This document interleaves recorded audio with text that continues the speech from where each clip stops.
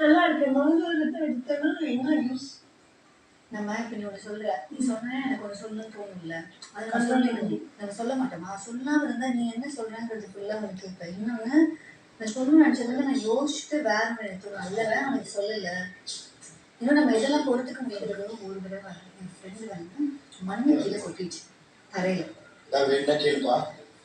அவன் வந்து நான் எடுக்க சொல்லியிருந்தேன். சரி எடுத்து அவனே எடுக்கிறேன்னு சொன்னான். சரி எடுத்துடலான்னு சொன்னேன். சொல்லிட்டு நான் வந்து குளிக்க போயிருக்கேன். இந்த வாரம் டாடா சொல்லலாம். அட்டி போட்டேன்னா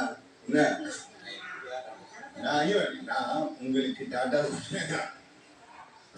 நான் எனக்கு உங்களை பேசணும். பால் வேணுமா? பால் வேணுமா? வேணுமா? வேணும். உங்களுக்கு சொல்லணுமா? உங்களுக்கு ஏதாவது வேணும்னா சொல்லுங்க. எனக்கு வேணும்னா உங்ககிட்ட எனக்கு வேணா சொல்றேன். இதைத்தான் எவ்வளவு நேரம் சொல்லிக்கிட்டியா? வேணும்னா இந்த பால் மேட்ரு கூட வேணா சொல்றான். வேற ஏதாவது வேணும்னா எனக்கு வேற ஏதாவது வேணும்னா நான் கையாட்டுறேன்.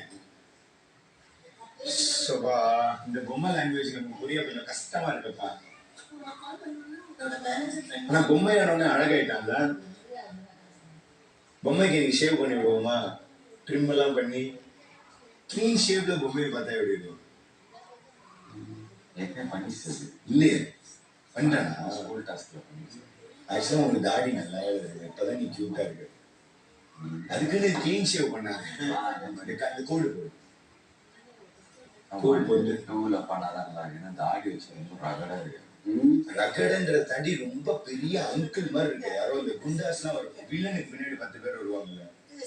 மேபி ஃப்ரேம்ல நல்லா இருக்கலாம். நார்மலா ரொம்ப பெரிய பெரிய ஆளா இருக்கு. பாய் அதுல வந்து பாய் அப்படி இருக்கு.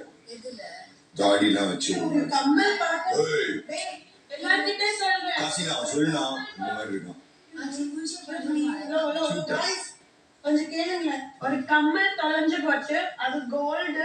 கோல்டா? அம்மா பாத்தீங்கன்னா எடுத்து கொடுங்க. யாரு கிடந்தது?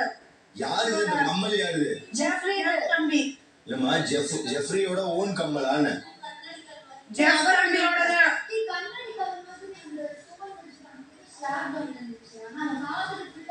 சொல்றானே. காலையில திருநாளி இருக்கு. அது விந்துச்சு. எங்கேயோ அது வெளியதான் திறக்கணும். வெளியில போய் பார்க்கணும். இது முடிச்சிட்டு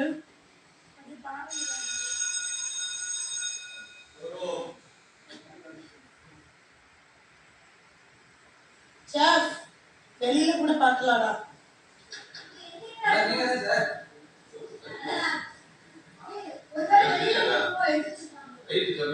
சார்